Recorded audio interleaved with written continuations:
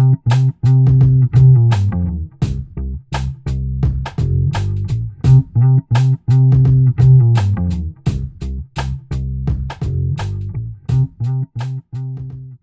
climate gentrification is happening, and Miami is being affected in the worst way. There's a change coming to this area. They're gonna come take Liberty City because we don't flood. All the people that are planning this don't live in this community. Liberty Square is the heart. And when you destroy the heart, you destroy the people.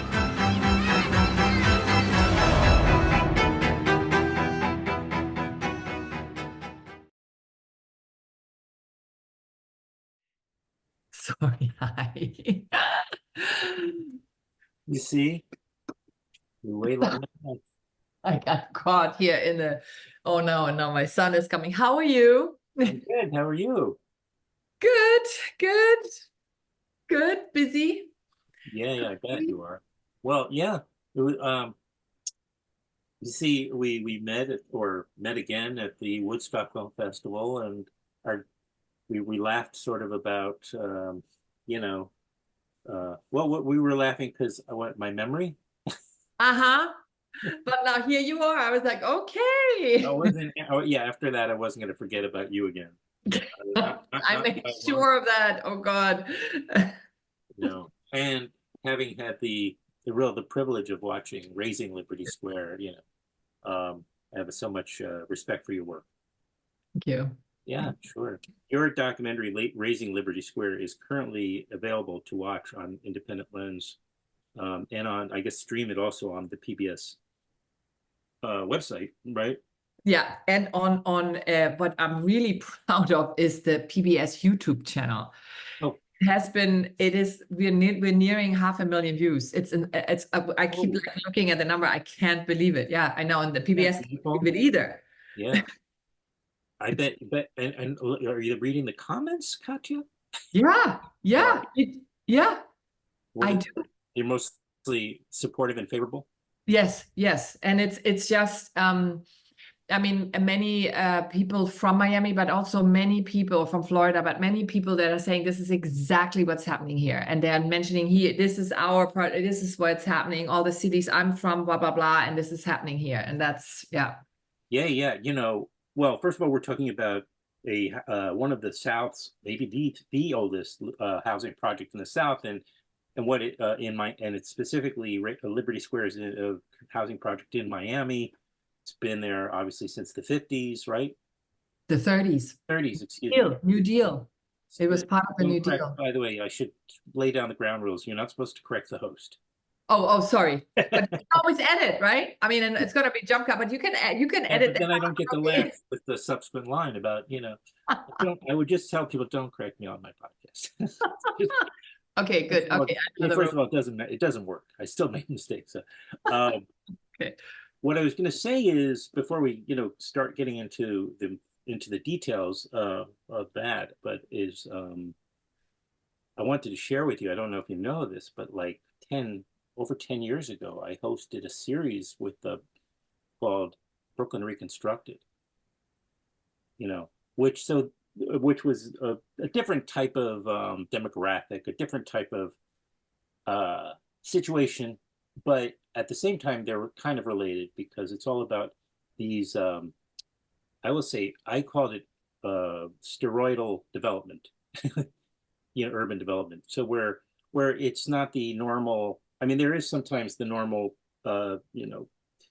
type of urban change and that happens in all cities over time, gentrification, there are natural waves of economics and of all sorts of impacts that, but what happens in cities like New York, starting about 20 years ago or more, is rezoning and a strategic sort of plan between government and developers of how you're going to change the city, change the skyline, change the neighborhoods in the favor, of course, of the wealthy. So what first charmed me about this idea is I already had this stake in this story, and so I shouldn't say charmed, but just sort of appealed to me about this story was that you see the same thing here in Miami now. The shorelines, so because of climate change, are well, the shore is being affected by climate change, right? The sea levels are rising. Okay. All of a sudden, the shore is actually going to be closer to Liberty Square. Yeah, the beach is Therefore, going to be very close to, yeah, yeah. So therefore, their property, that real estate, all of a sudden, value Yeah. is now right it's becoming more and more appealing to developers in the city and the city and the state. And can I just interject here something, because Take it over from here. that is what is additionally ironic in a most horrific way in Miami is, you just mentioned the beach. Miami Beach during segregation was off limits for Black Miamians. They had to have an ID card to be able to work there. But you had Nat King Cole and Aretha Franklin. They all performed to sold out shows at these big hotels, but they could not stay there. Right. Yeah. So it was really this a horrible history that is now so ironic, that now the beach is coming to this place that nobody wanted. And well, I hope the beach has an ID. Because they're not going to get into Liberty Square otherwise. Well, they're coming. They're Yeah. coming. They're coming. It's in a higher elevation too, right? Yeah. Is that the? But yeah, so we know that the people of color were being pushed inland, and so due to climate change, but also because the appeal of the ocean. I mean, now it's right. That property was always considered far more valuable on the beachfront. And yeah, the precious beaches that yeah, exactly. They pushed. I mean, during segregation, there was a part of downtown that was first called Colored Town. Then it became the name Overtown, because you always had to go Overtown to get there. But it was bursting at the seams, and then during the New Deal, it was like, oh, we're going to build this new colony for you guys. Beautiful. And it was beautiful, but in the middle of nowhere, inland, happens to be on a ridge that nobody, of course, at that point thought about. Now it becomes, that's the topic, that it's sitting high. And of course, like a Trojan horse, right? The government is trying to once again, like package what their plans as a benefit to the residents of Liberty Square. But of course, we know better. But before we get even further, I want to just take a little step to the side here and find out your relationship to Miami, and we'll come right back to Razing Liberty Square, which again is on Independent Lens and on their PBS YouTube channel. Go there, I think. And every time somebody watches the documentary there, Katja just gets so excited. It's those numbers. I know, the numbers are rising. It's crazy. Not me. Everybody's getting excited. We can't believe it. Yeah. No, that's great news. I'm glad. It is. I don't want to say heartwarming, but it is some things warming up, because it's great to know people are actually interested. Those screenings I was talking about briefly, Brooklyn Reconstructed, by the way, where we showed Battle for Brooklyn, we showed My Brooklyn, we showed Gut Renovation, all these documentaries that were coming out in the earlier part of the last decade, and there were packed houses there. Right. The community came out to these. Brooklyn was coming to these screenings. It was the best idea I ever had, in a way. But it was also, we had Tish James coming, who will be in the headlines again today when the decision comes about Trump's court, the New York Southern District Court case coming in today, the decision, and so Tish James, who just is bringing down Trump, she would come to the screening because she was an assemblywoman in that area of Brooklyn. Wow. And we just had packed houses because people, my point is that this is affecting people, everybody. And, you see it happening in your city, what's happening to neighborhoods, not just projects, but across the board, for middle class people. No, no, absolutely. And I mean, the screenings the theatrical screenings that we had here were sold out. We're now started community screenings. I told you that we started. Yeah, that's going to be a big thing. Impact. But I wanted to maybe to kind of raise the stakes. I wanted to tell you that it is, you keep very nicely mentioning it's on independent lens and where people can see it. And that's great. But it nearly didn't happen. The developer actually went to PBS and tried to stop the documentary. Wow. Yeah. Well, they did some other stuff too, but they went to PBS and made them very nervous with a scathing letter of like accusing the film of getting everything wrong. And then like it was a scrutinizing day of our broadcast premiere of lawyers pouring over this. And then at the end, finding there was no merit. And then so 2 hours before our broadcast premiere, we found out we're actually airing. It was crazy. You were white knuckling it there for a little while, as they say. Well, yeah. It's a good story, you know, at the end. I guess, you know, your cardiologist might have a different opinion, but. Yes. Hey, no, so tell me also, this is what actually I'm so excited to talk to you. I keep getting off track myself. I wanted to start, in a way, talking to you about your own relationship to Miami, the city, because you have had a relationship with that city going back like 40 years. You, right? You came from Germany. I have to imagine you were very young, just out of school or something. I'm guessing, right? And you were wanted to be a filmmaker, and you were shooting.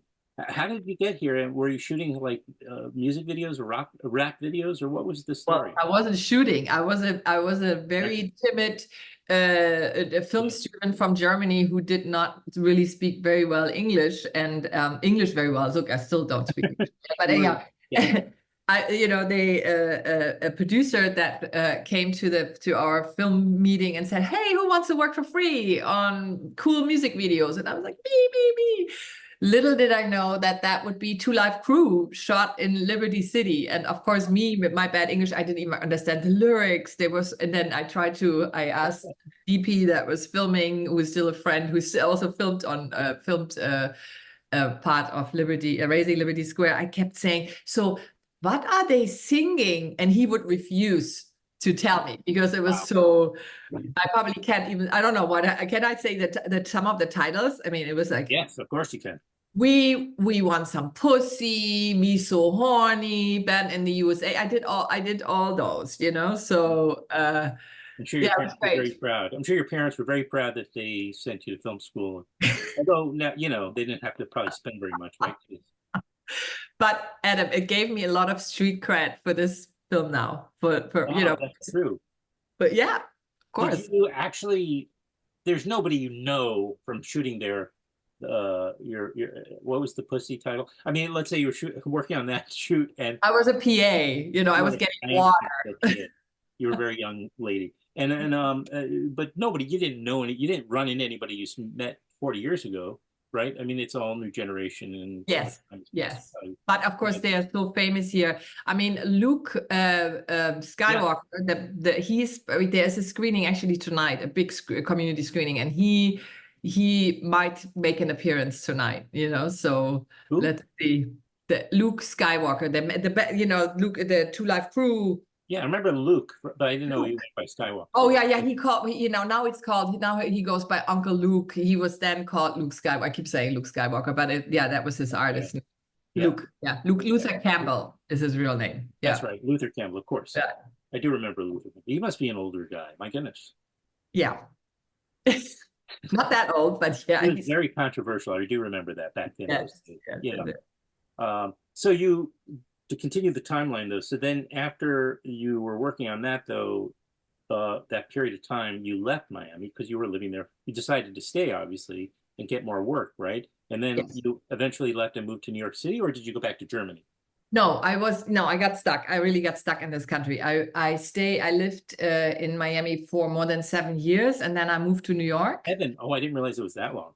Yeah, it was a long time. What was that like for you, a young German woman living in what I have to imagine was pretty rough city back then? Yeah, and I was very much hooked into the Latin culture. So I got married to a Cuban, you Oh, you know? did. 1 second. Wait, Yeah. just I want to make it a little lighter in here. Okay. Because I'm getting the clouds are coming out.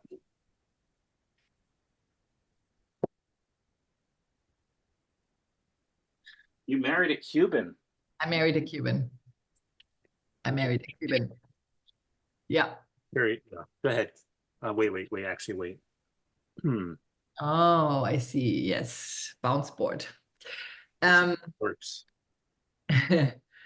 and yeah, I just worked my way up, you know, in mostly commercial work, some feature work, you know, from PA to assistant camera to assistant wardrobe to coordinator to AD to I did everything, you know. Right. Because I wanted to do narrative really at that point. And but after moving to New York, I found so many I discovered so many stories that I wanted to tell that's how I came to documentary. And then I realized that that's my voice. That was your calling. Yeah. And I mean, it also took a while for like documentary film to like become a thing. I mean, Right. where it was the legitimate like genre film. I mean, Right. and now it feels like we're finally moving into the next phase, which is less concerned, with drawing such, such lines between films, making distinctions about. Right. Anyway, um, awesome, very good. So, and then you lived in your city, you're saying, for quite a while. Yeah. And then in 2016, so I lived there for 24 years, you know, 2016, but I always dreamt of Miami. You did. Yeah, I did. I always knew I would come back to Miami. So in 2016, I moved back. And that was not just the Trump year, that was also the Moonlight year. Right. And then I found out that that specific housing project where Moonlight was filmed was scheduled to be razed to the ground. And then I found out, all this historical detail about this place. And then being a European, I just had a very historical interest at first. I just really picked up my camera and I wanted to capture it before it would disappear. But then while being in the community and talking to residents, that's when I was educated. By the way, we're sitting on some of the highest and driest ground in Miami, and there's this thing called climate gentrification that I've never heard that term. It was coined in Miami.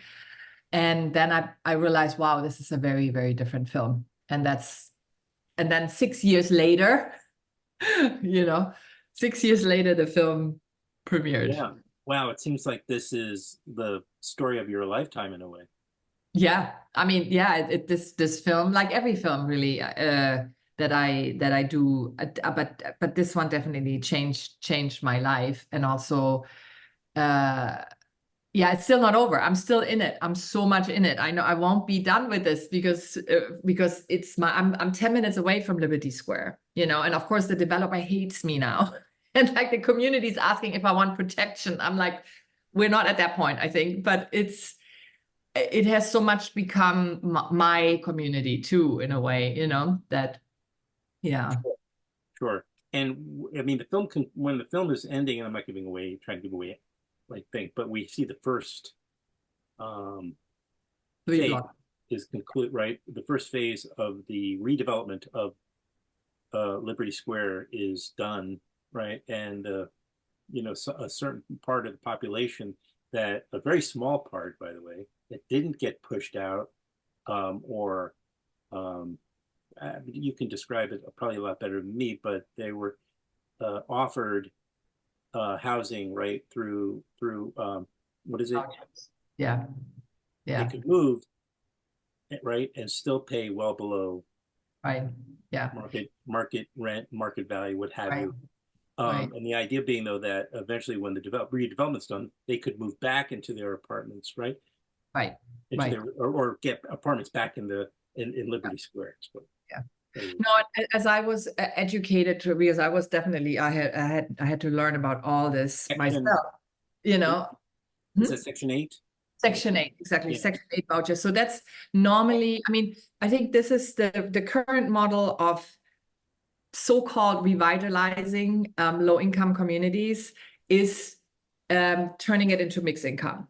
So it's a partnership between as a private and public, and money is private and public, and then normally these the buildings are completely demolished. Everybody has to leave. They're getting Section 8 vouchers where they have to look for housing themselves, but it's still the same payment as they had with public housing. It's just they don't have that much protection anymore, which is one issue, and some people are not really aware of that. And then supposedly they're allowed to come back. Now, what happens often is that developments take so long, people get lost, that there's something called good standing. You have to be in good standing, which is a kind of like a gray area. So people can also, I don't know who, but I guess like one family member who gets arrested. Exactly. Guilty or not. And then you cannot come back. So all these things have happened. The vouchers, again, there's a different rule. You are suddenly with a private landlord. The landlord, that's another term I learned, slumlords, that then don't fix your air condition or don't whatever, and then if you don't pay the rent because they don't fix your air condition, then you get evicted. And once you're evicted, you're out of the program. So a lot of things can happen. There are a lot of more costs also for garbage and gardening or whatever, maybe. It's an incredibly complex and complicated situation. Yeah. So this development was so unique, and I was so drawn to it. And like Aaron, one of our protagonists, I believed, wow, this could be a chance for something completely different, because the idea was, no, we will not move anybody out. We have enough empty units so that people can we can do block by block. They're 9 city block. It's huge. This development is huge. So we can do one block, move the people within the project in empty units, and finish this block, move them back, add the mixed income in, and then so go block by block. That was the idea. That was the hope. But that's not what happened, because they very quickly came again with these vouchers, said, hey, we have vouchers for you. Vouchers, by the way, people are on waiting lists for these vouchers sometimes for 10 years, So that was also very convenient that they then became available and all that. So there's a lot of stories there. Yeah. But I think the overriding story is, screw the poor and make way for the people with the money. Yeah. That's seems to be the no, and it's like we capitalism. In the screenings that we have done all over this country, but also other countries. We went to Germany and England, and went to Korea and wow. India. People ask always, like, is there an example of a successful mixed income development? And we have not found one. Wow. Every time I think there is one, there's somebody else coming saying, no. It's this was a problem here. I mean, there are some that were more successful. It's part of a smokescreen approach to redeveloping neighborhoods and pushing people with less means out. I mean, there's this long, healthy tradition of that in our country. Yeah, we have a very it's an uber capitalist country. We're right. And I don't know how much longer we can sustain it. People, the homelessness and everything else is so out of control. And what is like the homeless situation in Miami like? Oh, it's out of control. It's growing. People are living in their cars. Families are. It's the school that's in the film. The principal, one of our protagonists, Samantha, she spends a lot of time trying to find housing for her families that are homeless or in shelters, and the kids still go to her school, but she's trying to house these find something. It's absolutely out of control. Miami was declared by Martha Fudge from the Department of Housing and Urban Planning of HUD, ground zero also for the housing crisis. in the country now. It's Yeah, it's right. worse than New York, worse than West Coast. It's worse. Yeah. No, I mean, I'm so surprised considering their governor is just so seems to be such a caring and humane person. I'm surprised. How do you live? How do you live there with that? I couldn't do it. My hat's off to you. I mean, stay and fight the good fight in Miami. Clearly, this is your home. This is meant to be where you're meant to live there, Yeah. and thank gosh. But I mean, you're stronger than me. I couldn't do it. No, but sorry, I have to pass that on because that's how I feel. I look at these organizers that we're now working with and these activists, and I'm just like, my God, you guys are amazing that you just keep going, fighting the good fight. And then using the film for it is a lot of pressure on me, but it's also really and how the organizations have taken the film for themselves and are using it. It's just mind-blowing and amazing for me to see, so.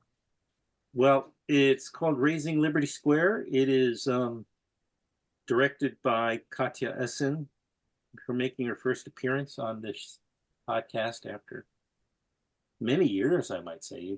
I can't believe we haven't done this before, and I apologize. Me neither. I cannot believe it either. But anyhow, now I'm here. That's the important Hopefully part. you And I hope invite you'll me be- again. What's that? Hopefully you invite me again one day. Absolutely will. Absolutely. In fact, I seem to have a partiality towards, even whether you're a German citizen or a former or whatever. I guess you have dual citizenship is my guess. Yeah. Yeah. So, I had to get it because of this film. I was only a resident, but people have told me, no, it's too tricky. You have to become a citizen to protect yourself. Crazy. I didn't realize. Well, congratulations, I guess. My partner just also like last year, after living here for 20 something years, she's Danish, and she just got hers. So. You see, yeah. I had Denmark wasn't Denmark. Until recently, though, unlike Germany, Denmark, you forfeited your Danish citizenship if you became an American citizen. Now that's no longer the case, and now she has dual citizenship. But she wouldn't have been able to do this, so that's why she finally ended up doing it. Because Germany also doesn't make it easy on you. You really have to explain why you need it. Well, yeah, that's okay. I guess, but yes, you have two passports. Yeah. All right. Well, what was I going to say? Go again. We'll put the link. I mean, I don't know if there's an easy link to YouTube as far as writing it out at the end of this thing. But we'll put the link to YouTube so people can see it. It's so you can watch. Are you saying that you can watch? I'm trying to get this out, but are you saying that you can watch the full film on the Independent Lens YouTube channel? It's completely free. It's important. Completely free, streaming free. People just need to put in the title and video, and then it comes up as the first. All right, we'll embed it right on film. the page when I post this on my website when we put this up as soon as possible. That's great. Okay, it premiered at Hot Docs. It's been screening all over the world, it sounds like, and I hope to see in Woodstock this fall. Again. Yeah, I hope I can make it. That was such an amazing award, the Changemaker Award. You were there, right? When I got it? Yes, I couldn't believe it.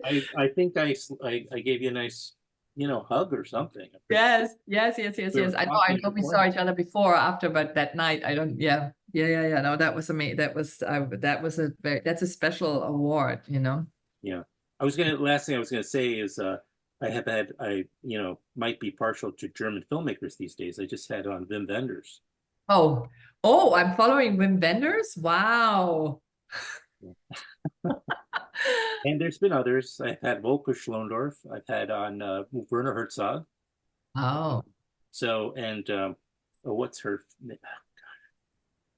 Katharine, she was another one of the filmmakers, a female, part of the German New Cinema back in the day, and she made a well-known film. Oh man, I shouldn't waste time because I don't have the information right in front of me, but I'm blanking on her name at the moment. But wow, she was terrific, and she was also from that German New Cinema era, a female filmmaker, right. Which I'm sure wasn't pretty typical back then.